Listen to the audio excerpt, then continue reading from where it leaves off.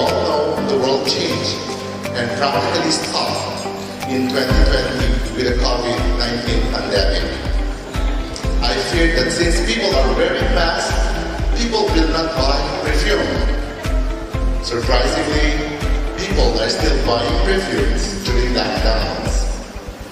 This, I believe, is because scents make us feel good.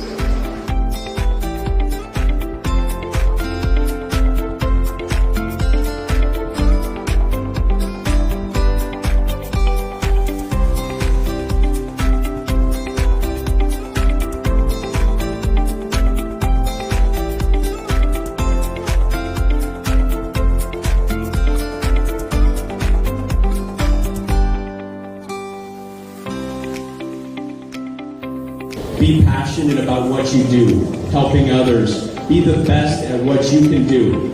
Work harder than your competition and do not quit. Persevere and you will not fail. And please, don't ever forget that gratitude is the key factor in achieving ultimate success. Congratulations to all of the awards tonight.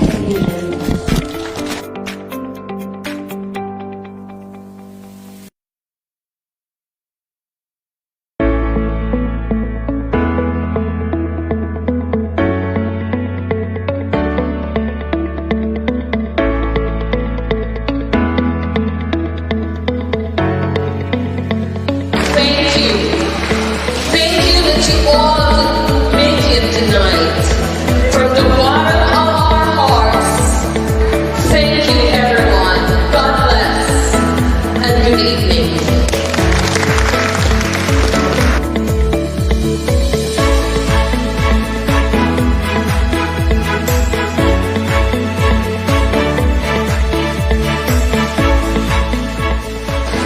We all know the world changed and practically stopped in 2020 with the COVID-19 pandemic.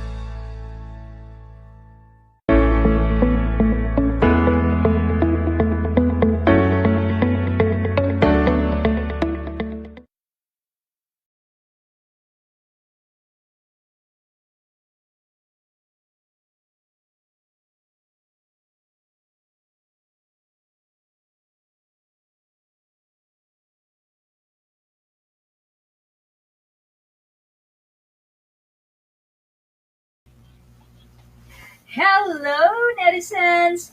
Welcome to the Season 2, Webisode 9 of Netizens TV Show. How are you all doing? I'm so excited to be with you tonight. Once again, this is your Real Talk Moms, Jenny Rojas, and I will be your host for tonight's episode. Tonight, we will be presenting to you some of the star brand awardees of the grandest and the only IPO-registered social media awards in the country, the Philippine Social Media Awards. But before interviewing them, let me give you a brief description about the Philippine Social Media Awards. This event is being organized by the Philippine Social Media Examiner, Events and Marketing Services in cooperation with Netizens TV and FAD Bureau as media partners. Part of the proceeds of this event will be donated to its beneficiary, the Center for 𝒏𝒐𝒎𝒊𝒏𝒂𝒕𝒆𝒅 Charity Foundation Incorporated. This event aims to recognize companies, products, brands, and services that made exceptional usage of social media platforms to positively impact the society and the consumers as well. This recognition reflects the vibrancy of the social media its tremendous growth of businesses in terms of building brands and increased marketing opportunities. All right. So I guess everyone's so excited to know who are we going to interview tonight. Let me give you a glimpse of our first interview. We would like to congratulate Mr. Ron M. Sarol, who is the CEO of Mr. Apparel Trading. They are the recipient of Star Brand Quality Innovative Designer Clothes Provider. So before we interview Mr. Ron Sarol, who's the CEO, may we give you a glimpse of how the company looks like.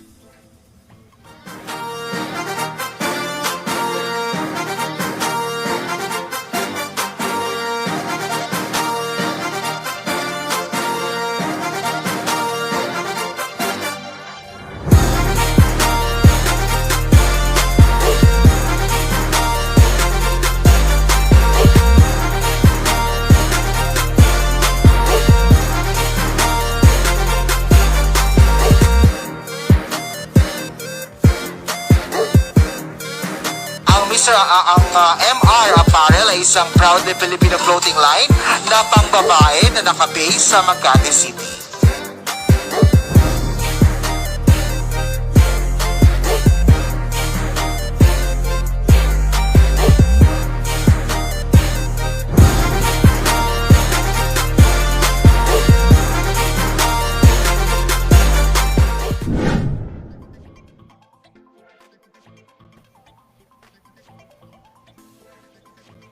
All right. Ayan, I stand corrected. It should be MR Apparel, right?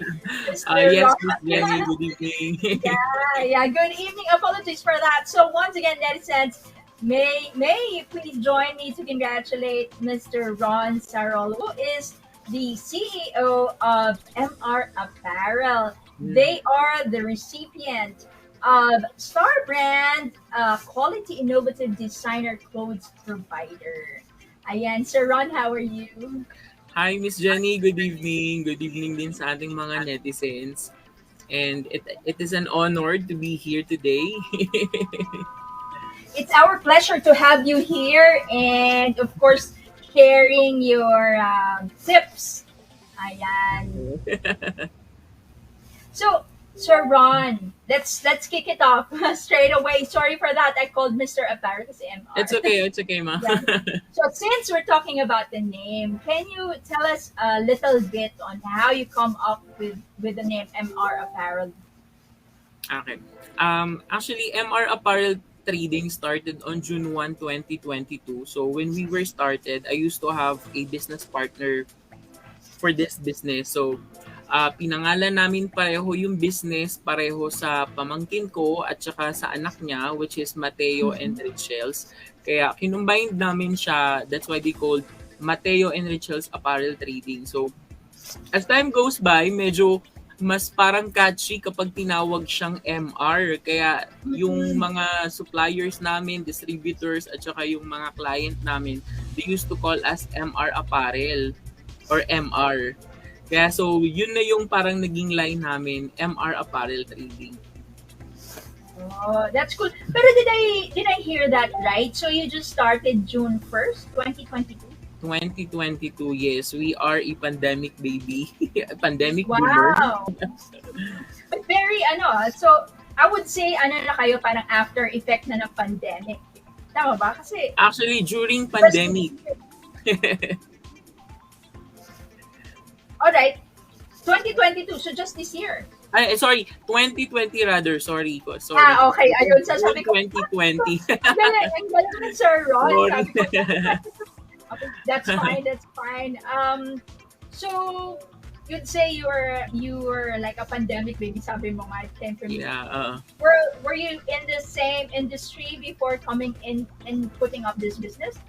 No, actually, I was working in a corporate world before entering this business. I was working in a financing company for 11 to 12 years. And wow. the reason why MR Apparel Trading started, it's because of the people who have been retrenched during the pandemic. people who lost their job during the pandemic, and yung sa mga tao na nabawasan ng kinikita during the pandemic kaya nabuo si MR Apparel Trading. Wow, no? So, meron kayong parang a stint of giving back kasi. Yes. So, by saying that, does that mean you hired people who were laid off? Yes, exactly. Kasi during that time, meron akong mga kasama or sister-in-law na na-lay off during the pandemic. And then yun nga, nabawasan ng mga kinikita. That's why nagkaroon kami ng idea na parang, sige, let's start a business na actually, nag-start kami sa mga jewelry pa, mga bags and watches na kinikater ni MR Apparel Trading. Hanggang sa naging continuous yung innovation, naging continuous yung mga sunod-sunod na progress ni MR. Yun. Kaya siguro hanggang ngayon, nandito pa din kami. We're going 2 years actually on June 30 actually, a day after the awarding. Oh, ayan. Happy 2 years. Thank So, Ron, you. you did mention you came from a finance. Tama ba yung dinig ko? Finance? Yes, company. financing company. So, medyo parang serious and all that industry, no? Then, you moved into apparel. What led you to putting up this particular business? Okay. So, since medyo serious nga yung naging previous work ko, so nag-handle din ako ng managerial position that time. So, siguro parang yung training and then yung proseso in handling business. So, medyo nadala din siguro natin. And then, siguro yung clothing kasi is necessity talaga ng tao. And alam mo yun, parang I was surrounded by a people na parang kaya nag-start kami ng female kasi more on female yung mga nakasama ko. Alam nila kung ano yung trendy, and normally kasi female are more on trendy, gusto laging may bago, gusto nila laging fashionable, 'di ba? So medyo doon kami nag-focus, and naging luckily naging successful naman siya kasi as what we are showing to our VTR is those aspirant models na kung saan suot-suot na yung MR apparel clothes in a different region or places in the Philippines. Let's say Luzon, Visayas, in Mindanao, kung saan-saan na nakarating yung aming crop top terno. Wow. Yun. Yeah, so, given, I think if I am right, lately when you browse through mga social media, you'll see a lot of companies in the same industry, like doing apparel, clothing lines, and all that. Yes. How can you define your brand in the midst of all the competition? Siguro we are not just competing, rather we are just hearing the needs of the people, especially the young girls. Kaya kung makikita din ninyo, Miss Jenny, ang target market din talaga ni MR when we were started is the young generations. Kasi alam naman natin kapag medyo family-oriented yung tao or yung isang tao, they will be focused on more what is more necessity, di ba? Kung ano yung mas kailangan. So, unlike yung sa mga kabataan ngayon, mas focus kasi sila sa social media, masyado silang aware, di ba? Kung ano yung suot, kailangan laging bago. So, siguro kung ano yung meron sa amin, siguro I have a strong marketing campaign and people who work tirelessly for MR Apparel. Diba? So, we are not competing, rather we are helping people, especially the aspirant models, na ipakita kung ano man yung meron sila na mga baguhan din na katulad ni MR Apparel na sabay-sabay na lalaki at lalago. Wow, I like that you're not competing, instead you are helping out. Yes. It's in the aspect of getting together, being together. That's where you find parang that's where you grow. Parang healthy lang, di ba? Yeah, correct. So I'm quite curious. Is it all original manufactured stuff, designs and all that? You design it yourself or? Yeah, actually kami yung nag-design nito, and then meron kaming sariling mananahi na gumagawa ng mga designs. Kaya lahat din ng mga damit na meron sa MR is etiquette din ni MR Apparel. Yan. All right, that's perfect. So, Sir Ron, as you Mhm. said, pandemic baby kayo, what do you think, um, what is it that you think that you did that made you reach this level, diba? Na we Mhm. are going to award you, I mean, Yeah. Netizens team is going to award you on the 29th, and we will see you live, face-to-face Yeah. na yan, hindi lang Zoom, sa Mhm. Okada. So, Yeah. if it's all right with you to share your tips, kumbaga, uh, Okay. yeah. Sige. Actually, we started during the pandemic and we've also encountered problems and downsides on our business. We've also learned that mistakes come and go much more often than we'd like to actually. Siguro you just have to have an endless mission and boundless vision, and this is the reason siguro kung bakit nandito pa din kami, and this is maybe our strongest weapon because we just not survive but we also learn how to thrive, and the world will keep spinning. You just have to keep on going. 'Di ba? So, labanan lang din natin yan. Dapat sa pandemic, hindi dapat tayo nagpapatalo kung ano yung pandemic. Instead, mag-focus tayo kung saan pa dapat na makakapag-produce tayo ng passive income. Ayan, I like it, ah. Ang dami nga tweet moments doon sa mga mga words of wisdom that you threw in. So Sir Ron, yeah, can I just ask, I know you're very much active on social media, and if I'm right, the social media platform somehow really helped you in growing your business, right? Yes. Is it Facebook, Instagram, TikTok, or what particular social media platform did you use? Actually, ang particular social media platform na gamit namin is Facebook and TikTok. So since ang unang-una talaga na nakilala si MR Apparel is kay Facebook page, and then secondary namin si TikTok. So on Facebook we are 12,000 followers, and then in TikTok we Mm. have a 1,500 followers stronger. Yeah. Wow! Alright, para madagdagan pa ang followers ni MR Apparel, sir, can you please share your social media platforms to everyone para din makita din nila yung inyong clothing line, your designs, and all that, and if they want to purchase, how will they reach? Okay, so sa ating mga netizens dyan, ang aming Facebook page ay MR Apparel Trading, and then ang aming TikTok account is at MR Apparel Trading. So dito makikita ninyo lahat ng mga designs, lahat ng mga products na meron sa MR, and the future events na meron sa MR Apparel. Ayan. So guys, mga netizens, please to visit MR Apparel, all those Facebook page and TikTok account na minention ni Sir Ron. Ayan. So, yeah. Thank you so much, Sir Ron. Would you like to plug anything before we end this interview? Siguro, we just want to say thank you, Philippine Social Media Award, para sa award na to. You know, maraming salamat at nandito yung inyong organization para ma-recognize yung mga katulad namin na nagsisimula, because alam nyo yun na mas nabibigyan ng purpose yung aming nasimulan, and nabibigyan kami ng hope and yung reward ba, this is something very rewarding sa amin, na lalo na kami na nag-start during the pandemic na hindi namin alam kung saan to patutungo, and now we are about to receive an award on June 29. So talagang I strongly believe na you just have to believe in you're halfway there, and we are here. Ayan. Well said, Sir Ron.